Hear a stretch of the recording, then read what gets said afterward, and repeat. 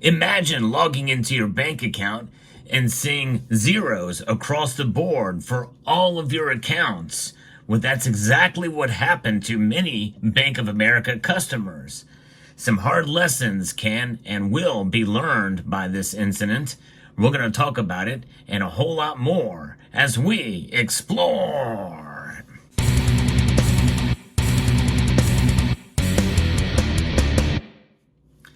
It seems like what happened with Bank of America recently, which I believe is fixed by the time you see this video, is just the latest in a string of incidences with outages among huge companies that have an impact on a lot of Americans and people around the world for that matter.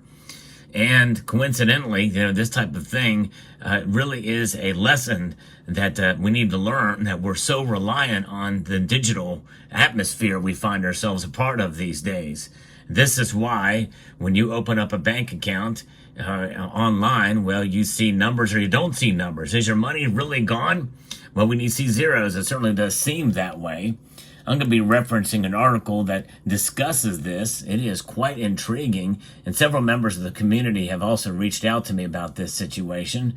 Bank of America customers reported having trouble accessing their bank accounts, but the bank said that the apparent glitch has been largely fixed. According to CNN Business, reports about a problem at Bank of America spiked around 12:45 p.m. Eastern Time on Wednesday. And this is Down Detector has reported this, which collects data on outages. Many customers complained they could not see their account balances. Some who could access their accounts were startled to see zero balances. You want to talk about your heart sinking, all that money you've worked hard for inside of a bank account, and it's gone. It's crazy. In a statement to CNN, Bank of America acknowledged that some clients are experiencing an issue accessing their accounts and balance information. These issues are being addressed and have been largely resolved, Bank of America said. We apologize for any inconvenience. For some people, it could lead to shock or even a heart attack with what the heck is going on? Have we been hacked? In fact, that's probably what happened. They're just not going to admit to it. Bank of America declined, by the way, to specify what caused the problem. It's not clear when all systems will be fully back to normal. Multiple CNN employees with Bank of America accounts could not log into their accounts online either. A message displayed from one Bank of America customer said the current balance amount for one or more multiple accounts may be temporarily unavailable. 5 accounts show zero balance over $20K, one Bank of America customer said. Another said he can't log in, but his wife can, and her accounts display no balance. Shows my debt just fine, though. So any kind of debt, any kind of loans you have, it'll show those balances, but not your positive balance. And some people think this might be a test of what could be coming. If they really want to shut down your bank accounts, they can. You can. There's a lot of theories could lead to a lot of conspiracy theories. What's happening here? Some feel it's foreign actors going in and doing this, but they don't want to tell us because that will show the vulnerability. They don't want to give them the pleasure of knowing that they were the cause of it, whether it be Russia or China or Iran, state actor. Some people feel that some of these we've been saying very well could be just that, foreign actors. And the other thing is domestically, especially with regards to banking, as we get in with FedNow. And it may be a glitch trying to implement these accounts in with FedNow. And maybe there was a glitch there trying to make that work. And that means that they have access to your accounts potentially, and Bank of America may be the latest bank to do it. And getting it patched into the FedNow system may have created a glitch. Of course, they don't want you to know that either, because if they have access to those accounts, you know what that means. They can turn on or off your money in a heartbeat. And this is the most extreme example of it, zero balances. And again, we know it's a glitch. We know it was not purposeful. They don't want you to know the reason why, though. Obviously, it seems to be. Because likely if it's fixed, that means they probably know what caused it. And it's crazy. And this is really concerning because it's affected a lot of people. I think they said about 20,000, what have you, which in the grand scheme of things is a small number compared to the other folks out there. There's another one by The Hill that says that more than 20,000 people reported having these problems with Bank of America's system, but probably more affected than just didn't know it because they didn't check their accounts. More than half of the users, 56%, reported having issues with online banking, while 43% had trouble with mobile banking, according to the latest numbers. And likely that may change by the time you see this video. Hopefully, everything is back up and running by this time you see this video. But the lesson to learn here is that, it's digits on a screen. And yes, we take for granted that we can go to the bank and we can pull out, $121, like in this case, and what have you. But in reality, it's if it shows zero balance, and even if it's a glitch, you won't be able to get that money if they can't see it, if the bank tellers can't see it, and maybe they could, I don't know, but let's just say it is shut down where the bank tellers can't see it. You're not going to be able to get your money in case of an emergency, and that is really troubling.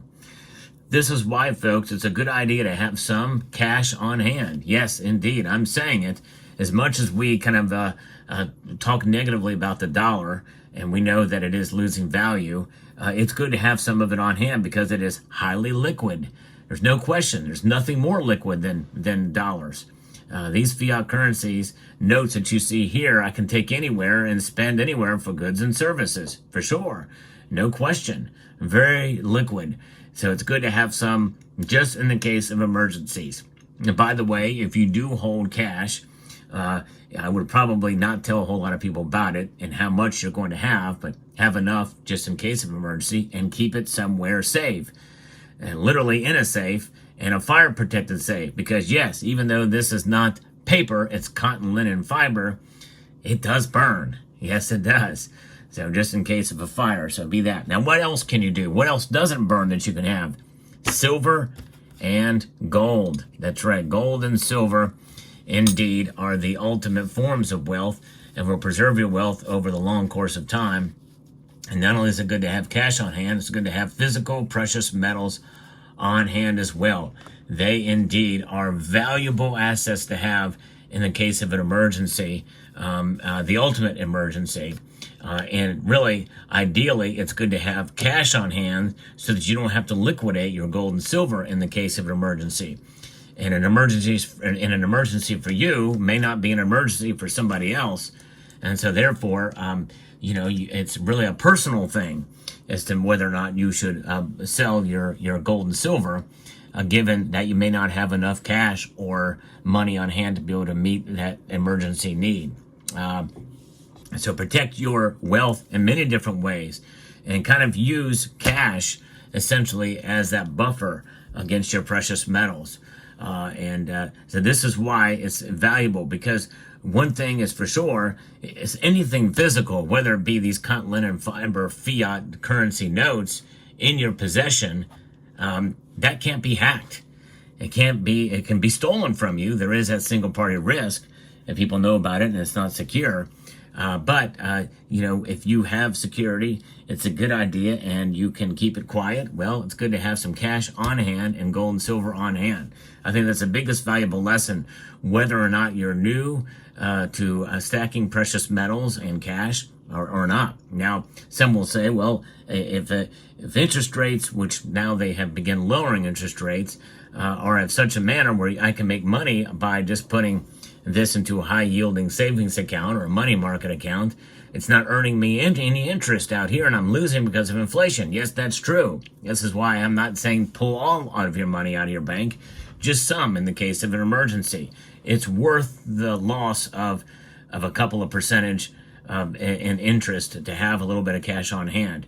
And I tell you what, just ask some of the people in North Carolina and Tennessee and Virginia and Georgia, South Carolina, other places that have been hit hard by the hurricane. Obviously, if their homes were completely flooded out, well, some of that cash and gold may have been floated away or what have you, but they can't get to a bank. And so maybe the best thing they can do is to salvage it from wherever it may be in those flood waters if you can. But others, their power just may have gone out and there's no power in the whole town, wherever that town may be. Therefore, having cash is important. There were some places, some stores that will be able to take cash payments, but won't have, and be able to write you receipts, paper receipts, but cannot deal with debit cards or credit cards or electronic forms of payment at all. So those are the things to keep in mind for emergencies. And what better way to protect yourself, especially with what happened with Bank of America? It is something else. And again, we can theorize and speculate as to what was the cause of it. But really, no matter what it was, whether it was something nefarious or literal just a glitch, it all boils back to the same thing. That is, be protected, and protect yourself with cash, gold, and silver. So there you go. Let me know what your thoughts are down in the comment section below. Hope you found this video informative, insightful, and educational. Would like to extend a multitude of gratitude to you all for taking the time to watch, and encourage you to please rate, share, comment, and subscribe.